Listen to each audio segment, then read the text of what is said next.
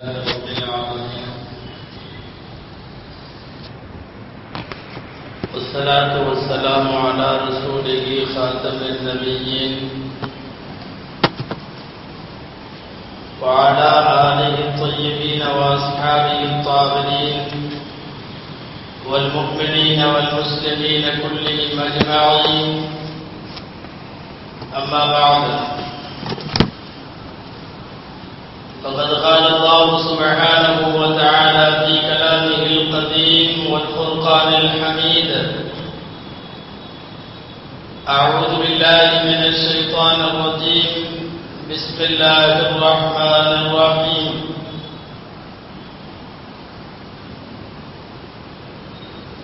لا نفرق بين أحد من رسله. صدق الله العظيم.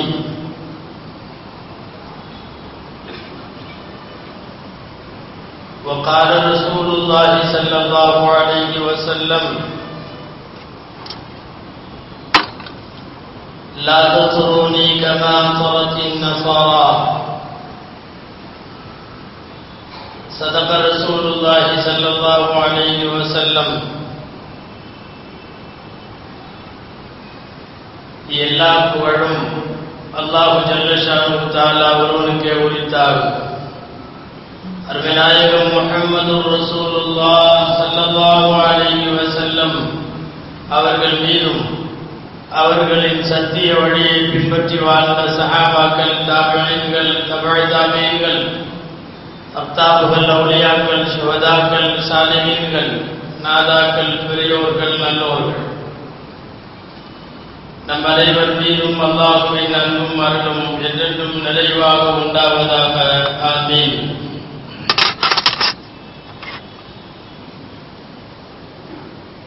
அல்லாஹ் ஜல்ல ஷானஹு தஆலா மனித குலத்தை சீர்படுத்துவதற்காக 1,24,000 மேற்பட்ட தீர்க்கதரிசிகளை அல்லாஹ் உலகிற்கு அனுப்பினான். அந்த தீர்க்கதரிசிகளில் முதல் மனிதர், முதல் தூதர் ஆதம் அலைஹிஸ்ஸலாம் முதல்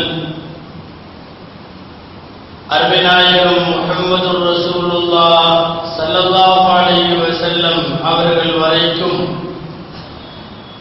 வந்த எல்லா நபிமார்களையும்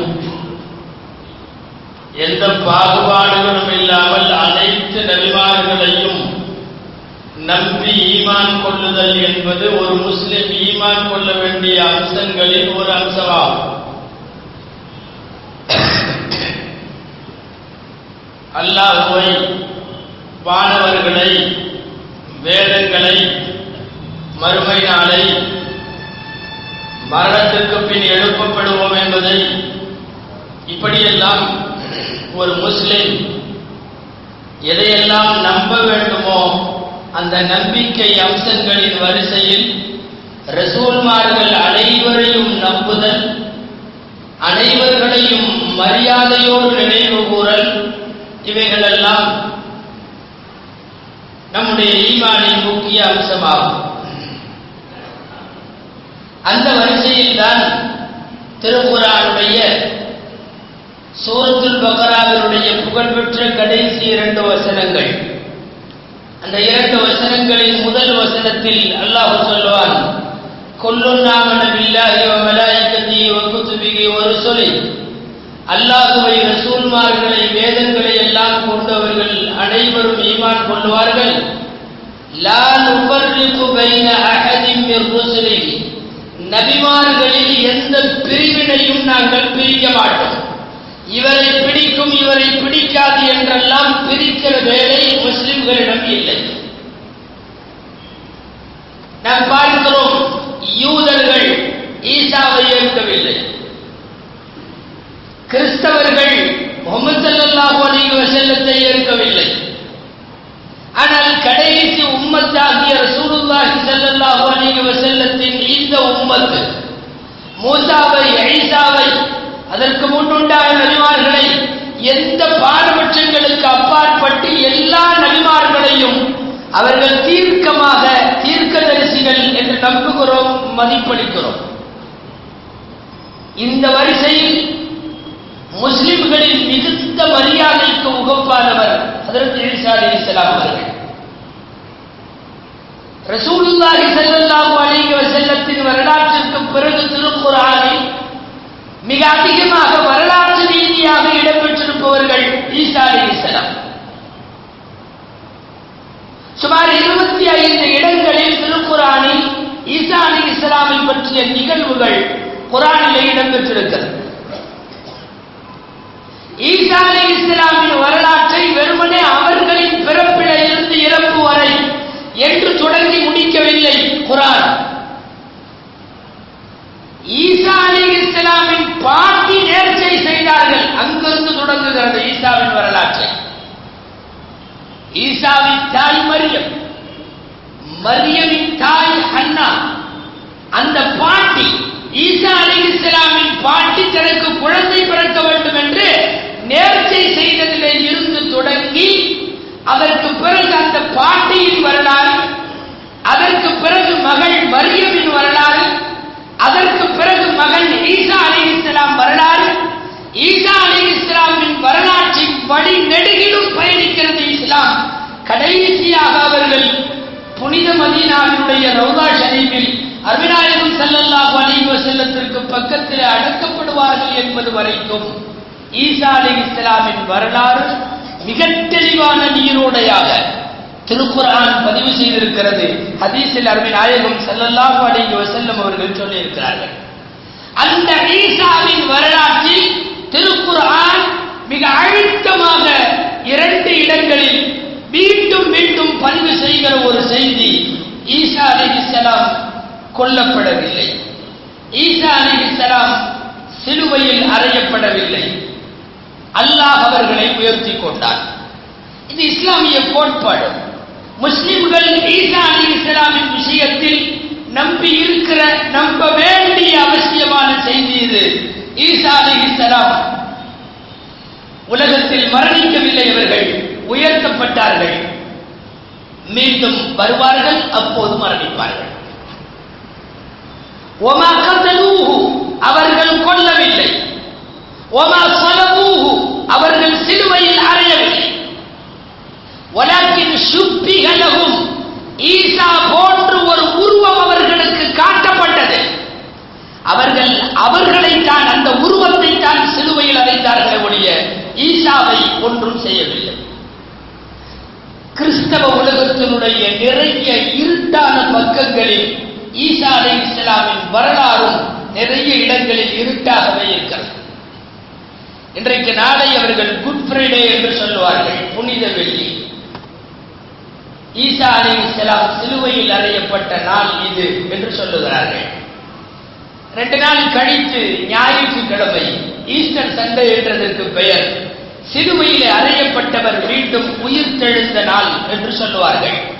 சிலுவையில் அறையப்படவும் இல்லை, உயிர் தெழவும் இல்லை. இஸ்லாத்தினுடைய அழுத்தமான கோட்பாடு. அல்லாஹ் வேறு ஒரு இடத்தில் இன்னமும் உறுதிபட இப்படி வார்த்தைகளில் சொல்லுவார், ஓமா கதலூஹு யகீனா, அவர்கள் உறுதியாக அவரை கொல்லவில்லை. அல்லாஹ் தன்னளவில் ஈசா அலைஹிஸ்ஸலாமை உயர்த்தி கொண்டான் என்று திருக்குர்ஆன் அழுத்தமாக சொல்லுகிறது. இதுதான் முஸ்லிம்களின் நம்பிக்கை. திருக்குர்ஆன் வருகிற வரைக்கும் உலகத்தில் ஈசா சிலுவையில் அறையப்பட்டார் என்கிற வரலாற்றை பல ஆயிரம் ஆண்டு காலங்கள் சுமார் இந்த உலகம் நம்பியது. யாரும் எதிர்ப்பு தெரிவிக்கவில்லை. சிலுவையில் அறைந்தார்களா, அப்படியா, ஆமா என்று சொல்லிவிட்டு போன உலகம் திருக்குர்ஆன் வந்ததற்கு பிறகுதான் வரலாற்றை வெளியில எடுத்து கிளறி போடுகிறது. திருக்குர்ஆன் உண்மையை வெளிச்சத்திற்கு கொண்டு வருகிறது. அவர் சிலுவையில் அறையப்படவில்லை, அவர் கொல்லப்படவில்லை. நீங்கள் பிடித்ததும் கட்டையில் அறைந்ததும் வேறு ஒரு ஆணை.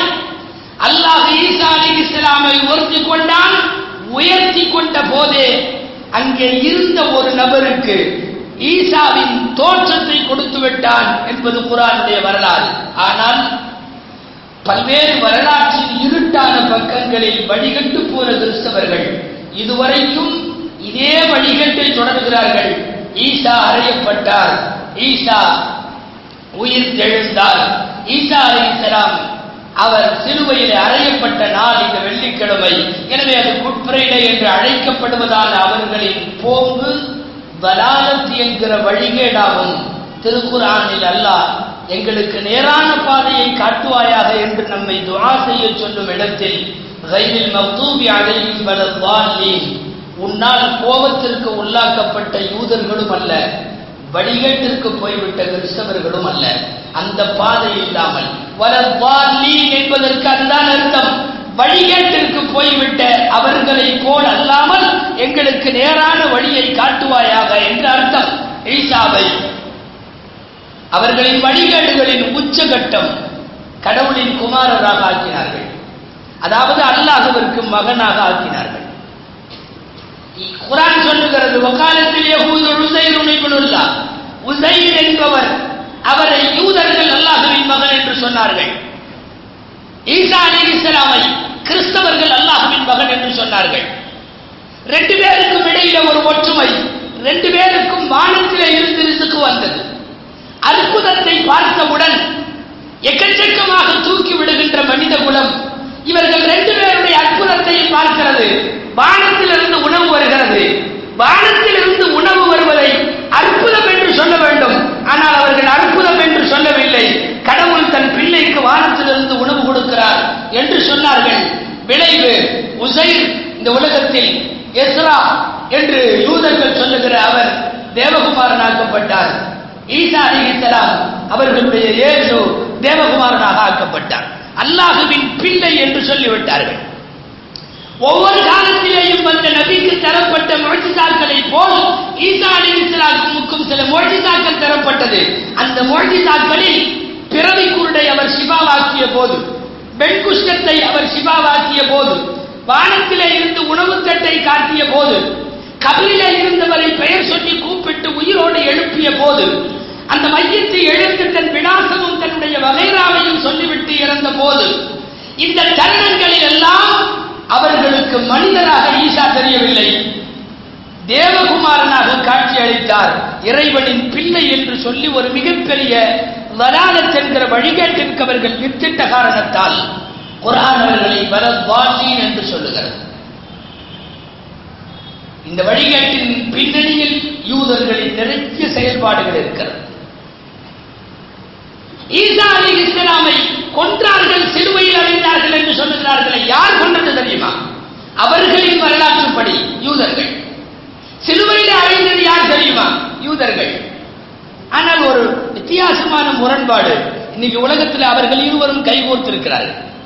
யூதர்களும் கிறிஸ்தவர்களும் எதிராளியாக இஸ்லாம் மட்டுமே பாவிக்கப்படுகிறார், முஸ்லிம் மட்டுமே எதிரிலே பாவிக்கப்படுகிறார். எல்லா காலத்திலேயும் நபிமார்களை கொலை செய்தது போல் ஈசாவையும் கொலை செய்ய முயற்சித்தார்கள் என்பதை நாம் ஏற்றுக்கொள்ளுகிறோம், இஸ்லாம் ஏற்றுக்கொள்ளுகிறது. ஆனால் கொலை செய்யவில்லை. சிலுவையில் அவர்கள் அறைந்தது வேறு ஒரு ஆளை, ஈசா அலைஹிஸ்ஸலாமை அல்ல. எவ்வளவு அவதூறுகளை யூதர்கள் கூறியிருக்கிறார்கள் தெரியுமா? மரியமை தப்பான நடத்தை உள்ள கும்பல என்று சொல்லி பச்சையாக உலகத்தில் எழுதியது யூதர்கள். ஈசா அலைஹிஸ்ஸலாமின் தாயை. ஈசாவிற்கு யூத புத்தகங்களில் கையாளப்படுகிற வார்த்தை பிரயோகம் என்ன தெரியுமா? அஸ்ஸாஹிர் இப்னு ஸாஹிரா, சூனியக்காரியின்